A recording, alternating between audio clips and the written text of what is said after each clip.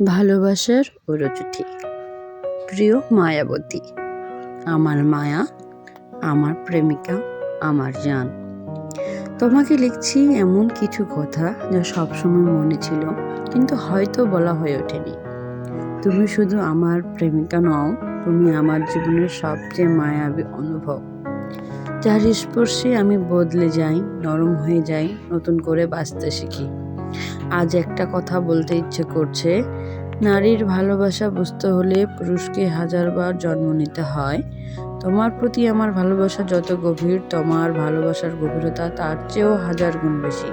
আমি প্রতিদিন শিখি কেমন করে তুমি নিঃশব্দে ভালোবাসো, কেমন করে তুমি আমার ছোট ছোট কাজের মধ্যে ভালোবাসা মিশিয়ে রাখো। মায়া, আমি যদি কখনো তোমার ভালোবাসা পুরোটা না বুঝতে পারি, যদি কোনোদিন তোমার অভিমান না ধরতে পারি, তাহলে জেনে রেখো আমি চেষ্টা করি, আমি শিখি, আমি বদলাই, আমি আরো একবার জন্ম নিতে রাজি, শুধু তোমার ভালোবাসার অর্থ বোঝার জন্য। তুমি আমার মায়া, আমার হৃদয়ের ঘর, আমার শেষ এবং শুরুর নাম।